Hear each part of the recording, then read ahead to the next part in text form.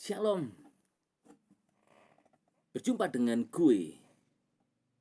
Bukan gue saya, tetapi Grace Unlimited and Encouragement.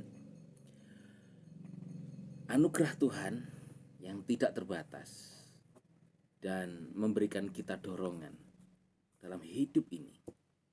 Ada Yesus Immanuel yang selalu menyertai dan memberkati kita. Saya akan sharing kepada saudara tentang iblis. Bukan iblis daripada pribadi roh jahat itu yang mau saya bahas kepada saudara. Ya, memang kita di dunia ini ada roh jahat, ada the other spirit, roh yang lain yang semua orang itu meyakini, bahkan memberitakan bahwa mereka sedang mengganggu kita. Bahkan ketika iblis mengetahui bahwa Yesus berada di padang gurun sedang puasa 40 hari 40 malam, iblis pun datang.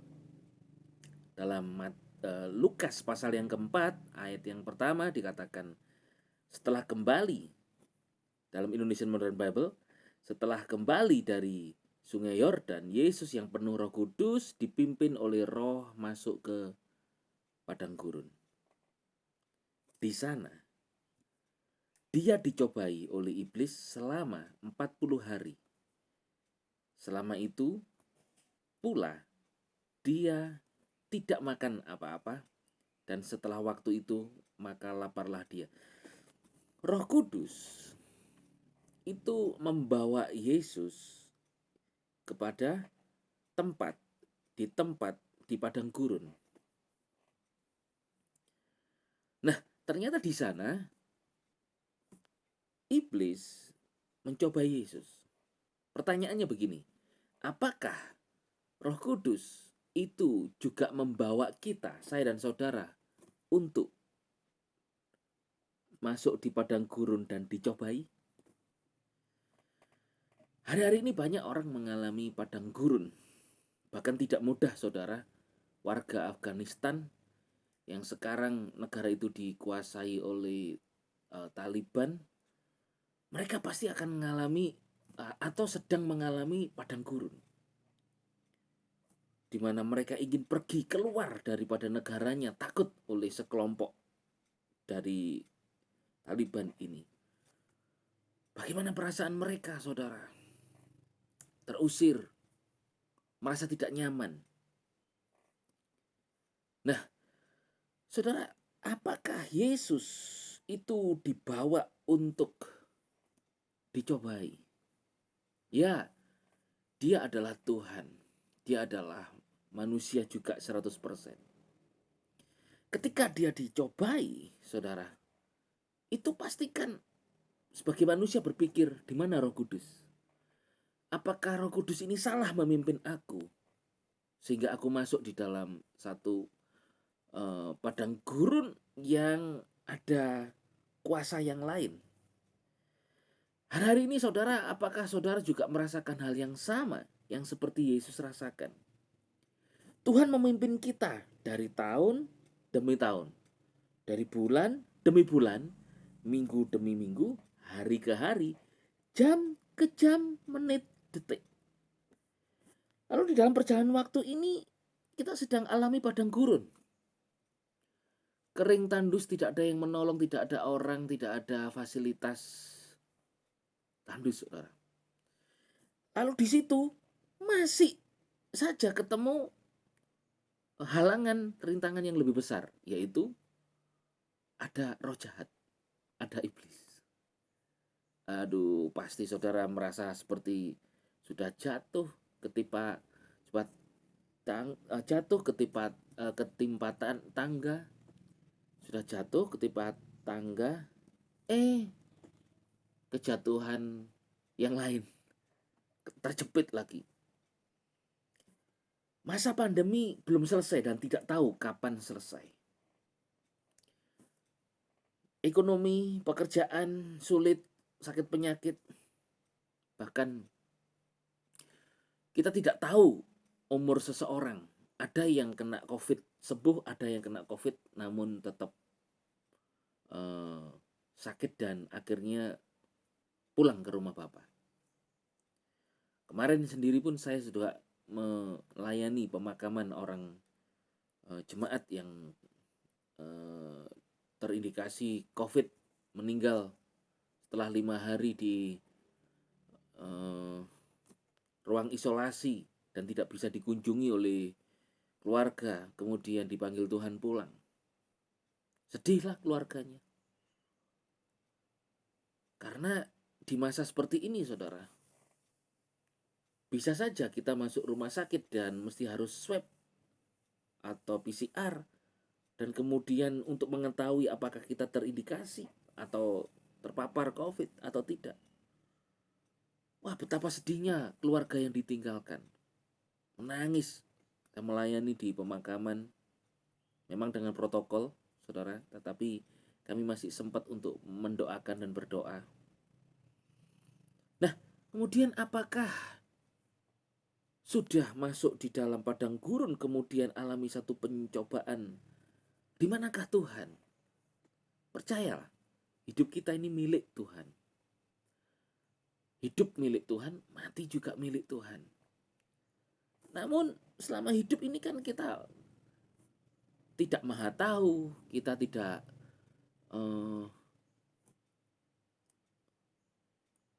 maha melihat, tidak bisa melihat, tidak tahu. Tetapi ada kabar baiknya. Tuhan yang tidak terlihat itu memimpin, menuntun, memberkati, menyertai kita. Tuhan yang tidak terlihat itu ternyata firman-Nya berkata, perhatikanlah hal yang tidak kelihatan itu kekal daripada yang terlihat itu tidak kekal.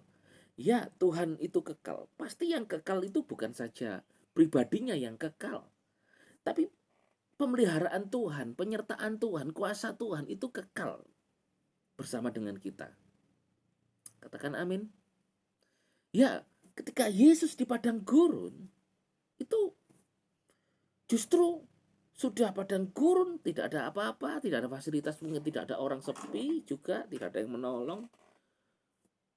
Malah ketemu iblis yang mencobai.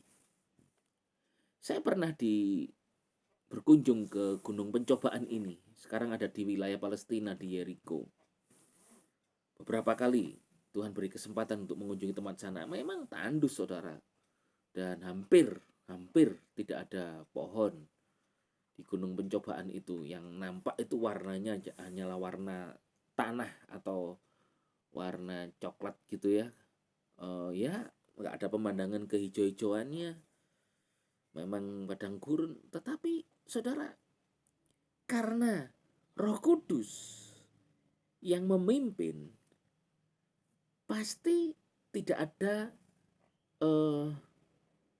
sesuatu yang akan membahayakan. Walaupun iblis membahayakan Yesus waktu itu.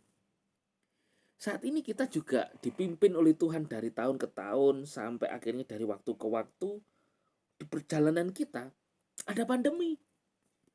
Di perjalanan kita menemui kesulitan. Apakah Tuhan menuntun kita kepada iblis? Apakah Tuhan menuntun kita kepada kesulitan? Tentu tidak. Penyertaan Tuhan itu sempurna. Katakan amin.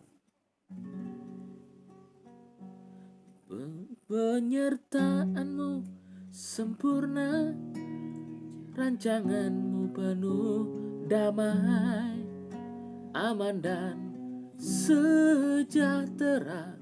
Walau di tengah badai, ingin ku selalu bersama, rasakan keindahan. Arti kehadiran-Mu Tuhan. Penyertaan-Mu sempurna, rancangan-Mu penuh damai, aman dan sejahtera. Walau di tengah badai, ingin ku selalu bersama, rasakan keindahan. arti kehadiran-Mu Tuhan. Saudara, pasti Yesus juga sebagai manusia, dia merasa kesepian di padang gurun. Ketemu pencobaan. Nah, dia adalah pribadi yang tidak pernah meninggalkan kita, Roh Kudus. Kalau Yesus berhasil melewati, artinya Tuhan sedang yang menang terhadap pencobaan itu, Tuhan menyediakan kemenangan dari setiap kita yang alami pencobaan. Terimalah kemenangan dalam nama Yesus. Yang percaya terima katakan amin. Ya, saudara mungkin kok merasa dipimpin oleh Tuhan. Kita tidak bisa lepas, saudara, dari tahun ke tahun, hari ke hari ini. Kita harus melewati tahun 2021. Tidak ada orang yang bisa keluar dari tahun 2021. Ikut arus ini. Tapi kemudian di arus tahun ke tahun, bulan ke bulan ini kita menemui sebuah tantangan yang besar. Nah, ternyata kebesaran daripada tantangan kita tidak pernah melebihi kebesaran Tuhan. Tuhan itu besar.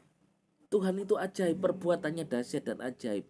Walaupun sepertinya kelihatan dahsyat dan sangat menghanyutkan kita masa-masa sulit ini. Percaya bahwa sebab Kau besar, perbuatanmu ajaib, tiada yang seperti Engkau, tiada seperti Engkau, sebab Kau besar, perbuatanmu ajaib, tak ada yang seperti Engkau. Ya, saudara, tiada seperti Yesus. Tidak ada yang seperti Tuhan kita. Nah, saudara, siapakah iblis itu? Iblis itu dia dikatakan dalam bahasa Yunani itu diabolos, itu slender, pemfitnah. Dia pemfitnah banget. Iblis itu pemfitnah. Yesus yang di padang gurun dicobai itu di dalam penyertaan berkat dan pemeliharaan Bapa Yahweh yang ajaib, itu difitnah.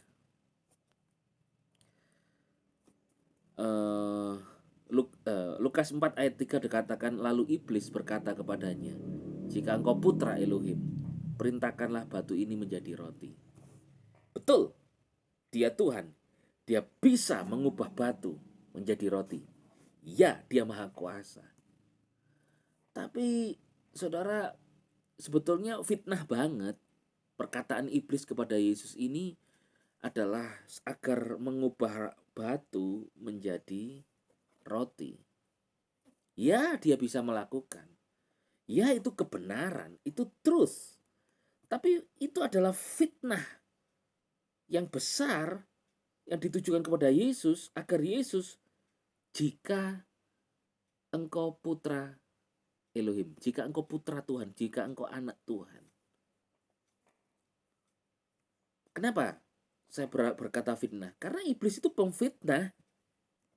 Dan Yesus hanya menjawab di ayat yang keempat, dan Yesus menjawab kepadanya, ada tertulis, manusia hidup bukan oleh roti saja, tetapi oleh setiap firman. Nah, ini dia. Yesus berkata, hidup bukan karena roti saja, tetapi oleh setiap firman Tuhan. Nah, kalau iblis tidak sedang memfitnah Yesus, maka yang dikatakan itu adalah sebuah kebenaran. Dan Yesus pasti yang lapar sebagai manusia akan mengubah. Oh ya, aku lapar, aku kan Tuhan. Aku bisa ini makan di sini, nggak ada warung, nggak ada restoran, nggak ada Grab, Gojek, nggak ada sinyal di sini untuk aku pesan makanan. Wah, dia ubah batu menjadi roti untuk dia bisa makan. Banyak batu di sana, waktu saya ke sana itu memang banyak batu. Artinya kalau Yesus mengubah batu menjadi roti, kan dia bisa berkelimpahan akan makanan. Tetapi iblis itu sedang memfitnah. Fitnahannya berupa apa, saudara? Fitnahannya adalah bahwa dia sedang mengingkari kuasa Tuhan, kuasa daripada Tuhan yang sanggup memberi kekuatan, memberikan eh, apa ya, satu penghiburan, kekuatan dan penghiburan dari dalam, satu kemuliaan di dalam diri Yesus, bahwa Tuhan sanggup memeliharanya di dalam pencobaan itu, selama di padang gurun itu. Tuhan mudah, saudara, memberkati saudara di masa pandemi ini. Mudah dia menyembuhkan saudara, mudah dia untuk mengubahkan batu menjadi makanan saudara, jadi membantu untuk pekerjaan keuangan saudara, mudah sekali. Mungkin iblis juga sama memfitnah saudara. Gak apa-apa kamu berdoa. Lihat, nanti kan Tuhan sanggup mengirimkan kamu uang jatuh dari surga. Gak apa-apa, nanti kan kamu pasti bisa makan. Tuhan bisa mengubah piring kosong di depanmu tiba-tiba penuh nasi dengan lauk dan macam-macam. Tapi kan itu tidak pernah terjadi. Dan tidak pernah terjadi juga Yesus mengubah batu jadi roti dari fitnahan iblis. Saudara, Tuhan sanggup mengadakan mujizat dalam hidupmu tanpa fitnahan iblis. Iblis itu pemfitnah. Yang kedua, iblis itu adalah accuser, itu penuduh, pendakwa. Wah, didakwa. Kamu kan dosa. Tidak usah ibadah lagi. Kamu kan penuh kesalahan. Wah, didakwa. Didakwa itu kan dinyatakan kesalahannya, diungkap kesalahannya, disalah-salahkan, bahkan yang lebih parah dicari-cari salahnya, dihubung-hubungkan peristiwa A, B, C, D untuk kena saudara itu nanti terbukti salah. Itulah iblis. Dia pemfitnah, dia pendakwa. Kalau saudara didakwa begitu, itu memang kerjaannya dia. Iblis juga dia seorang adversary. Apa itu? Setan. Dia itu setan. Iblis itu setan. Setan itu penentang. Wah, dia penentang firman Tuhan. Dia penentang Tuhan. Kelihatannya dia berkata firman. Itu nentang banget. Iblis juga berkata kepada Yesus bahwa lihatlah semuanya ini. Semuanya akan kuberikan kepadamu. Ngaku-ngaku dia punya kuasa. Padahal tidak. Hari ini iblis sudah kalah. Dia penentang. Apapun yang dia katakan melalui pikiran saudara, itu sedang menentang firman Tuhan.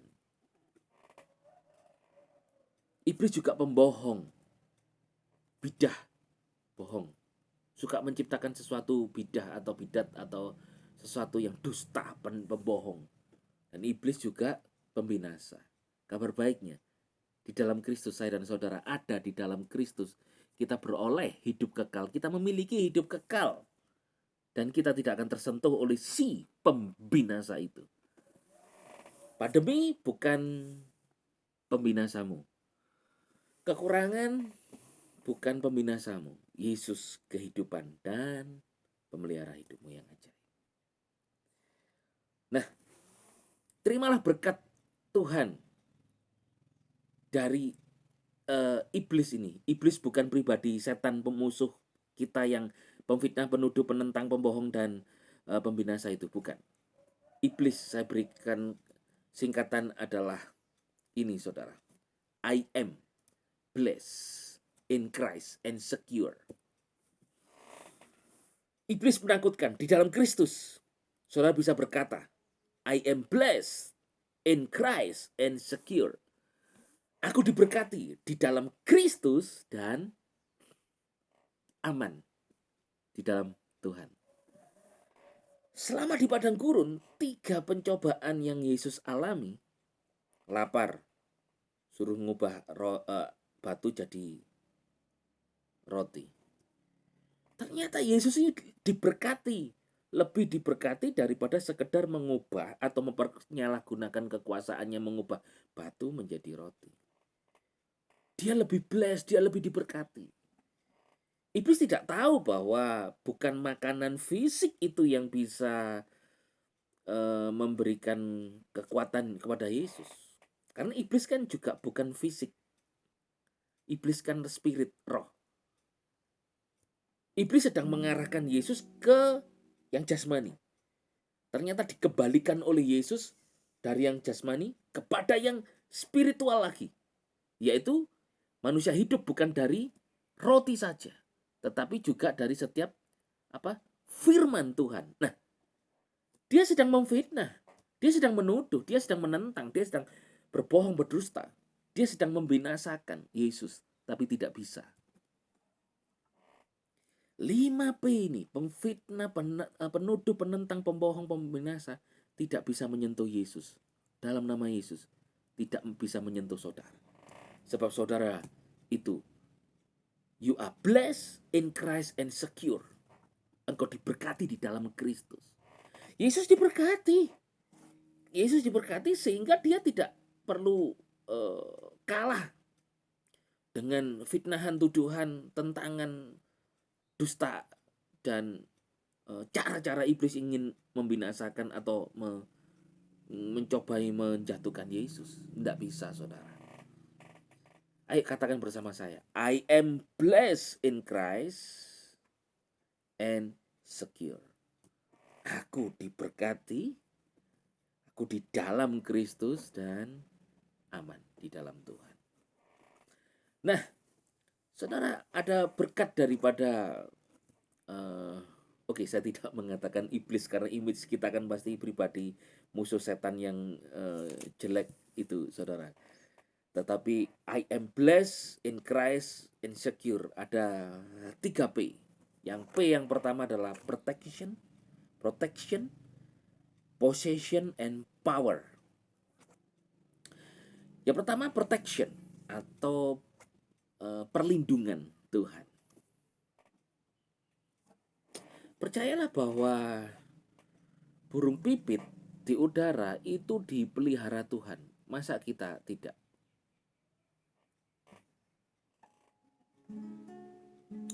Musim akan selalu berganti, kasih Tuhan tetap abadi,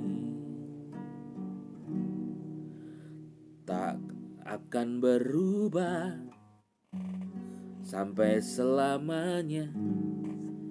Ku tetap percaya, ku yakin Tuhan memberkati, ku yakin Tuhan melindungi. Burung di udara Tuhan pelihara karena kasih-Nya. Tuhan selalu menolongku, selalu menjagaku, sehelai di rambutku tak akan terjatuh tanpa seizin-Mu. Tuhan selalu menolongku, selalu menjagaku. Dia mengenyangkanku dan peliharaku seumur hidupku. Saudara, Tuhan selalu memberkati dan melindungi. Yesus ketika dicobai, lapar, butuh makanan, dicobai untuk supaya mengubah batu menjadi roti. Walaupun itu mudah baginya, dia tidak lakukan. Kenapa? Iblis mencoba-coba untuk dia yang adalah roh menipu Yesus dengan hal yang fisik, yaitu makanan. Kan dia dalam bentuk roh. Ya, kita memang butuh makanan, betul. Tapi ingat, saya beritahu sama saudara, saya mengingatkan saudara, iblis itu roh. Maka dia sebetulnya tidak bisa apa-apa terhadap keadaan saudara. Karena saudara selalu dalam berkat perlindungan Tuhan. You are blessed in Christ and secure. Wah, iblis tidak bisa, saudara, menyentuh keberadaan Yesus. Iblis juga tidak bisa menyentuh keberadaan saudara di dalam Kristus Yesus. Engkau aman di dalam Tuhan. Nah, saudara, anugerah Tuhan itu tidak terbatas di dalam hidup kita. Dia sempurna.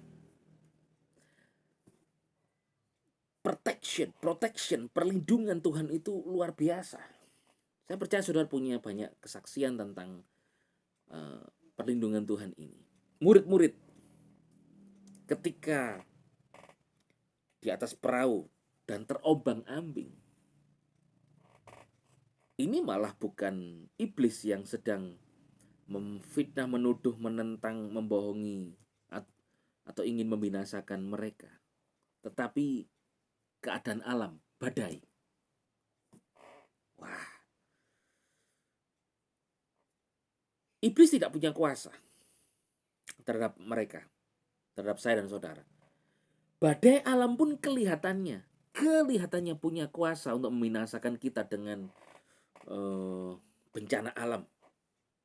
Ada bencana alam di danau, di perjalanan di perahu murid-muridnya itu.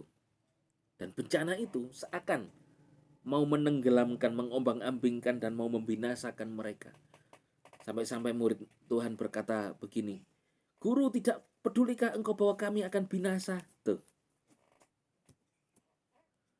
Alam bisa saja menentang kita untuk kita stop maju melangkah dalam kehidupan ini yang penuh dengan berkat penyertaan perlindungan Tuhan di depan. Tetapi Yesus yang ada di dalam perahu itu, Yesus yang pernah menang atas pencobaan roh jahat, kuasa kegelapan. Apa yang dilakukan Yesus? Dia menghardik badai itu. Diam dan tenanglah. Dan badai pun teduh. Saudara, protection daripada Tuhan itu menenangkan badai kehidupan saudara. Badai kehidupan yang sedang kita alami. Baik bencana alam kah atau badai ekonomi, ke rumah tangga, keuangan kah. Protection daripada Tuhan itu sempurna, saudara. Tidak tergantung daripada apapun yang di dunia ini. Iblis takluk kepada Yesus. Badai juga takluk. Alam juga takluk di dalam Yesus. Saudara, engkau, you are blessed in Christ and secure. Engkau diberkati, engkau di dalam Kristus, engkau aman. Katakan amin. Wow, mana bisa mereka menyentuh Yesus? Tidak bisa, saudara.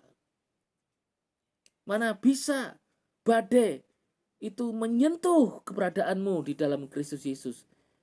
Engkau mungkin seperti murid-murid Yesus itu.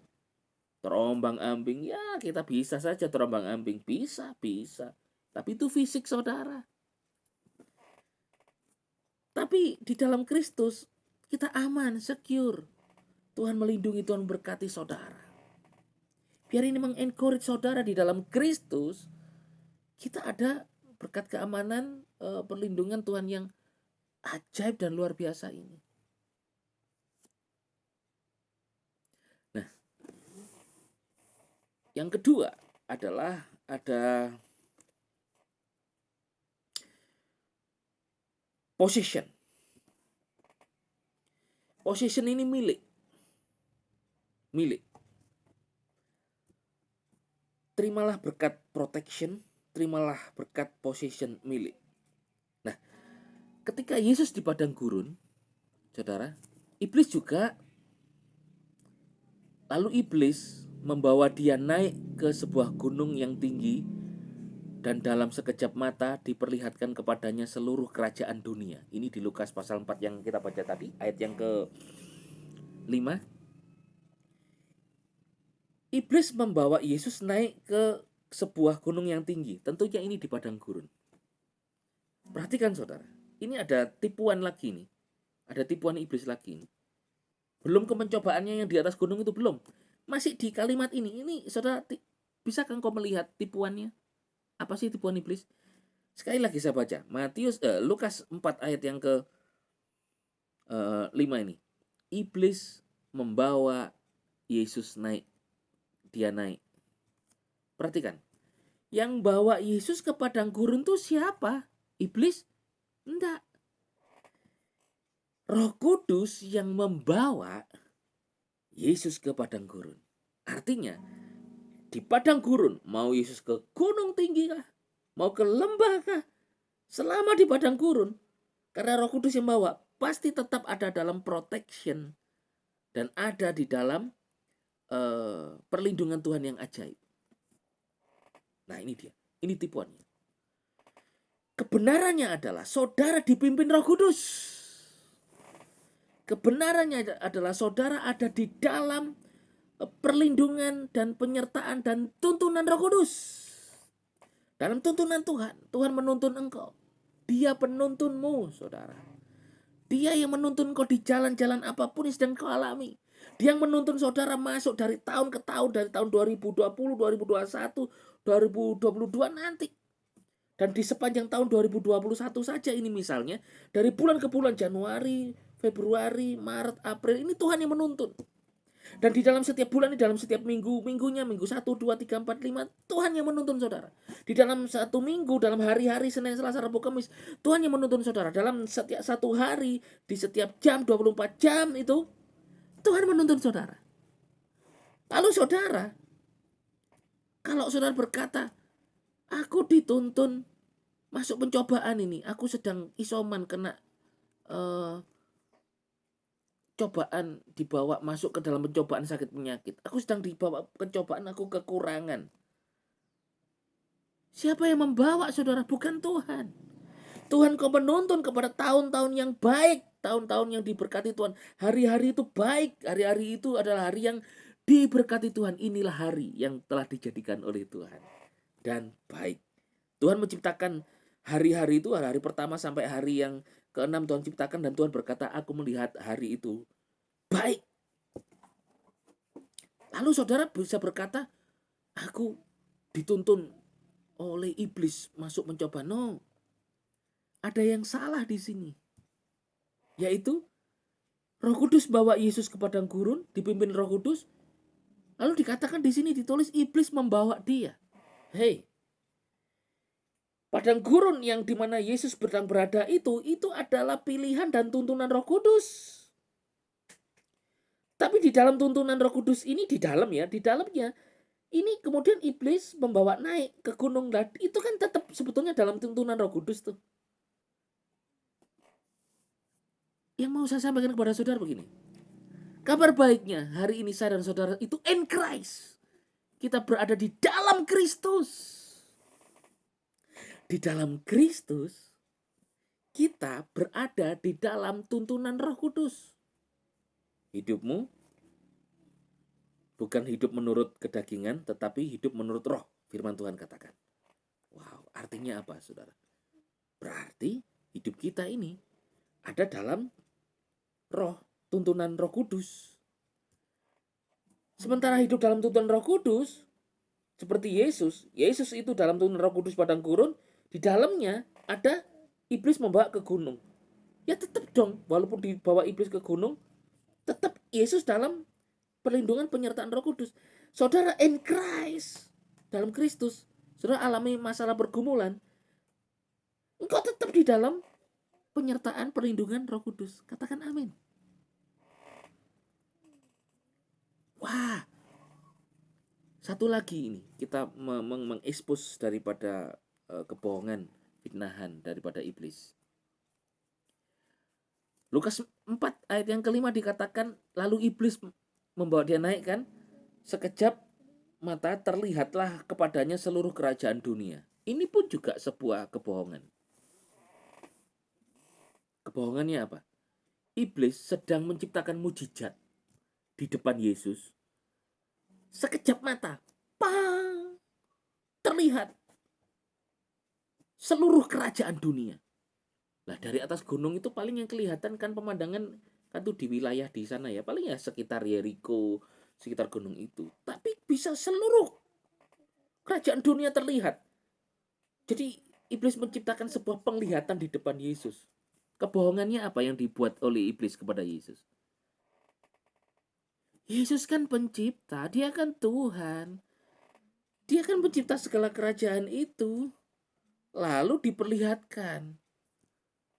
Lalu pasti Yesus juga berpikir begini, saudara. Kamu menciptakan penglihatan ini, kamu lupa kah? Aku kan yang penciptanya. Kamu kok menciptakan mujizat di depanku? Saudara, bisa menangkapkah saudara ini? Karena iblis itu apa, saudara?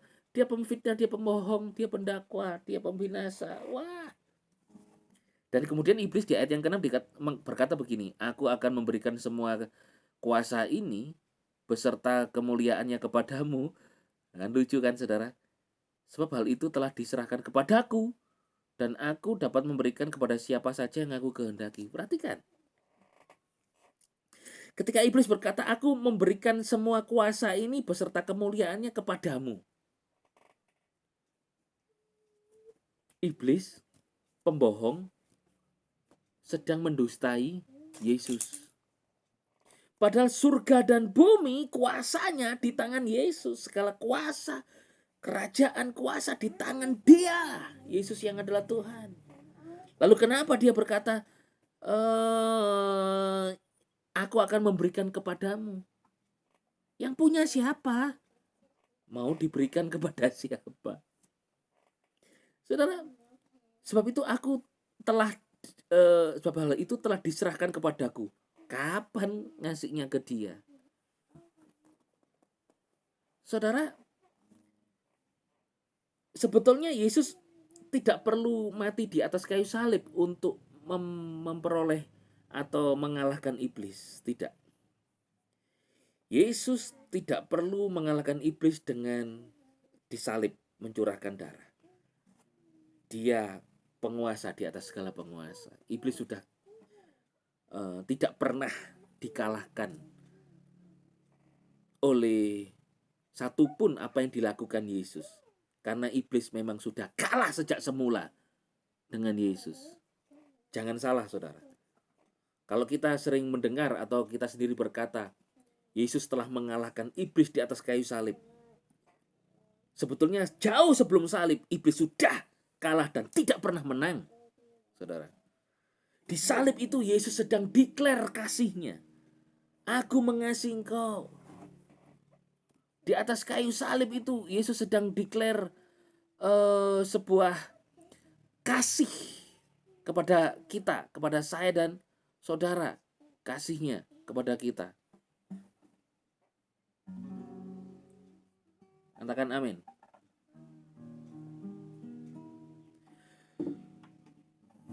Oh God, so love the world, who gave the only Son,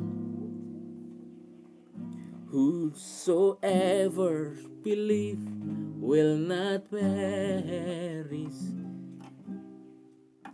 and shall have eternal life. Karena besar kasih Tuhan akan dunia ini, maka dia mengaruniakan putranya yang tunggal. Yesus harus mati di atas kayu salib itu bukan mengalahkan iblis. Iblis sudah kalah sejak sebelum salib, saudara. Yesus di atas kayu salib, dia mau menguduskan kita dari dosa kecemaran dunia. Harus dengan darah yang tercurah. In spirit, there is no blood. Di dalam roh, tidak ada darah. Yesus, Tuhan yang adalah roh, tidak ada darah di sana. Dia harus menjadi manusia agar ada darah. Ingat, firman Tuhan berkata, saya bacakan saudara. Dalam 1 Yohanes pasal yang ke-5 ayat yang ke-6 dikatakan begini. Inilah dia yang datang dengan air dan darah,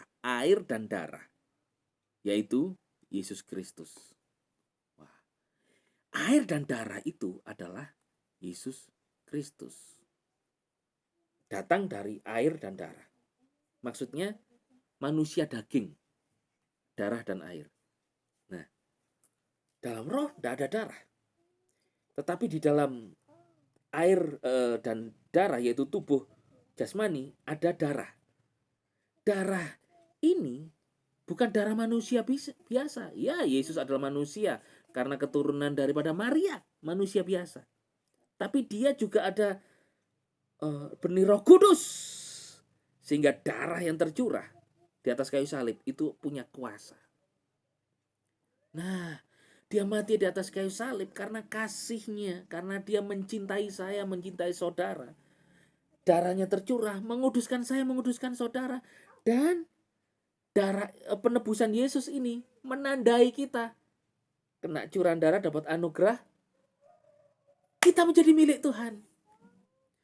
Kalau saudara menjadi milik Tuhan, artinya berkat yang kedua ini, possession, itu supaya engkau menyadari engkau milik Tuhan. Maka sebagai anak Tuhan kita punya hak waris akan sebuah janji-janji Tuhan. Ketika iblis berkata semuanya ini kerajaan dunia akan kuberikan kepadamu, itu suatu kebohongan besar. Iblis berhasil menciptakan mujizat satu penglihatan kerajaan dunia. Tapi itu kerajaan yang mana? Segala kuasa itu sudah diserahkan kepada Yesus, saudara. Dan ketika Yesus melihat itu, ya Yesus melihat odong-odong deh. Dia melihat satu kekosongan. Kosong adalah isi, isi adalah kosong katanya. Ya menurut iblis itu isi, tapi bagi Yesus itu kosong. Nah, saudara, iblis sedang memberikan satu kebohongan, tetapi Yesus berkata begini. Lukas 4 ayat ke-7. Iblis berkata, jika engkau menyembah aku, semuanya ini akan menjadi milikmu. Kebohongan, tapi Yesus berkata begini, enyalah daripadaku setan. Ini ayat yang ke-8. Sebab ada tertulis, engkau harus menyembah Tuhan Elohimmu, dan hanya kepadanya lah engkau harus beribadah. Yesus, dia punya segala kuasa di surga dan bumi. Namun dia tetap menunjukkan bahwa engkau harus menyembah, bukan kepadaku kata Yesus, tetapi kepada siapa? Yahweh Elohim, Tuhan langit dan bumi, Yahweh Sebaot, yang hanya kepadanya lah semuanya harus beribadah dan menyembah. Ini menunjukkan apa, saudara? Tuhan pemilik segala sesuatu. Yang kau miliki itu bukanlah milikmu semata. Semua milik Tuhan. Yesus mengajarkan, sembahlah Dia. Tuhan juga mengajarkan kita melalui peristiwa Yusuf. Yusuf itu dia punya jubah indah. Dia punya kedekatan dengan bapaknya, punya kasih sayang. Dia punya segala kebutuhannya tercukupi oleh bapaknya. Punya semuanya. Honor, glory. Di keluarga itu ya, dia punya honor and glory. Tetapi kemudian Tuhan seakan mengajar kepada Yusuf. Jubahnya dikoyak, diambil saudara-saudaranya. Dia kemudian dimasukkan sumur, diajar. Masukkan sumur, dijual. Hilang sudah. Yusuf kehilangan jubahnya, Yusuf kehilangan kasih sayang orang tua, Yusuf kehilangan semuanya. Dia tidak punya apa-apa, jadi budak, dijual. Tidak punya hak apa-apa. Ketika dia tidak punya apa-apa itu, saudara, dia juga sempat punya kekuasaan dan sedikit berkat lah karena dia bekerja, diangkat walaupun sebagai budak, lalu menjadi penguasa nomor 2 di rumah Potifar. Sempat punya. Tapi kemudian dia difitnah oleh nyonya Potifar dan dia kehilangan lagi semuanya. Masuk penjara. Tapi pada akhirnya Yusuf dia bisa menikmati apa yang ada di dunia ini. Dia jadi penguasa Mesir, dia punya keluarga. Dia punya kasih sayang, dia punya harta, punya kekuasaan. Dan Yusuf kembali, dia mendapatkan ayahnya, adiknya, kakak-kakaknya. Dan dia alami satu berkat penyertaan Tuhan luar biasa sampai dia mati. Artinya apa, saudara? Apa yang kau miliki hari ini?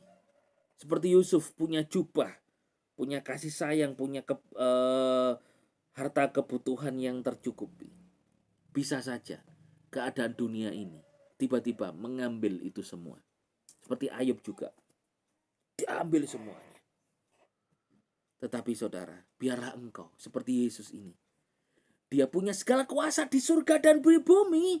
Tetapi Yesus berkata, engkau harus menyembah Tuhan adalah Elohimmu. Menyembah Bapa dalam roh dan kebenaran. Menyembah Dia dan kepadanya lah engkau harus menyembah.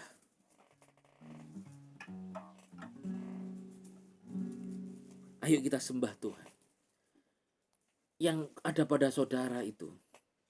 Ya, engkau sebagai anak Tuhan, engkau berhak untuk memiliki dan menikmati semua berkat. Berkat kedua ini, possession. Mungkin kau sehari-hari ini sempat kehilangan. Kesehatankah? Keuangankah? Jabatan, posisikah? Biarlah kita tetap ingat kepada Tuhan yang memberikan semuanya itu. Kalau terambil, bukan Tuhan yang mengambil. Tuhan adalah pemberi. Tuhan yang memberi, Dia yang mengambil. Ayub ketika berkata Tuhan yang memberi dan Tuhan mengambil, dia salah paham dengan Tuhan. Tuhan pemberi, tapi Dia bukan pengambil. Dia pemberi berkat kepada saudara. Saudara sebagai seorang ayah yang memberikan coklat kepada anak saudara. Anak saudara senang makan coklat. Lalu apakah saudara sebagai seorang ayah berkata kepada anak saudara, nak, mana coklatnya? Enak aja, papa yang beli kok, kamu yang makan. Tegakah saudara? Bapak di dunia tidak akan pernah melakukan hal seperti itu kepada anaknya.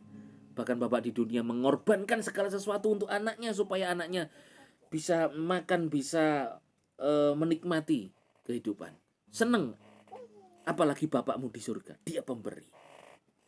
Biarlah apa yang kau punyai, hartamu, mobilmu, rumahmu, depositomu, kesehatanmu, engkau tetap menyembah Tuhan. Kau ku sembah, kau ku sembah, kau ku sembah, oh Tuhan,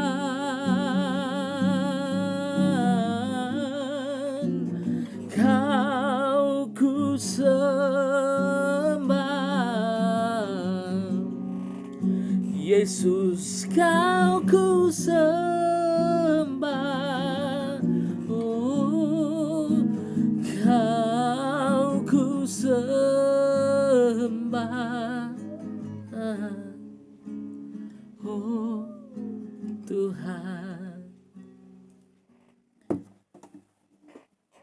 Seberapa banyak yang kau miliki? Kau hari ini sehat. Kau hari ini punya mobil bagus, motor bagus, punya uang yang banyak, rumah yang bagus, punya keluarga yang baik. Tetaplah menyembah Yesus, Sang Pemberi berkat, sumber berkatmu. Setuju, katakan amin. Dalam keadaan miskin, kekurangan, sakit, orang bisa berharap, berdoa, menyembah Tuhan. Tapi biarlah kita menjadi pribadi saat diberkati, engkau tetap bisa menyembah Tuhan. Setuju, katakan amin. Jadi engkau bisa tetap menyembah Tuhan dalam keadaan miskin, tidak punya apa-apa, tapi tetap juga bisa menyembah Yesus di saat engkau memiliki segala sesuatu. Engkau masih sehat, ayo kita memuji, menyembah Tuhan, sembah Yesus. Karena apa? Yesus yang memiliki, dia possess, dia punya, dia have everything. Tapi dia tetap berkata kepada dia, Bapa di surga, engkau harus menyembah. Wah, biarlah engkau diberkati Tuhan, tetapi engkau ternyata pribadi yang suka menyembah Yesus. Kita ini milik Tuhan, Yesus juga milik Bapa. Jadi yang ditawarkan iblis, kerajaan dunia, Yesus tidak perlu lagi memiliki itu, karena yang ditunjukkan iblis itu ya bohongan saja. Bohongan lah. Mana ada dia punya kuasa terhadap kerajaan dunia? Tidak ada. Dia miliki segala sesuatu, emas perak juga dia miliki. Kita milik Yesus. Kalau kita milik Yesus, percayalah bahwa kita pasti dipelihara ajaib, diberkati Tuhan. Engkau sudah memiliki segala sesuatu di dalam Yesus. Jesus, I believe in you. Jesus, I belong to you. You're the reason that I live, the reason that I sing with all I am. Jesus, I believe in you. Jesus, I belong to you. You're the reason that I live, the reason that I sing with all I am. Sebagai milik-milik Tuhan, sebagai milik Tuhan, maka seharusnya kita menyembah Tuhan. I will worship you. I will worship you. I will worship you. Jesus, I believe in you. Jesus, I belong to you. You're the reason that I live, the reason that I sing with all I am. Terimalah berkat. I am blessed in Christ and secure. Yang pertama, protection. Yang kedua, possession, milik. Apa yang Tuhan miliki, kita juga miliki dalam Yesus. Yang terakhir, yang ketiga, P yang ketiga, power, kuasa.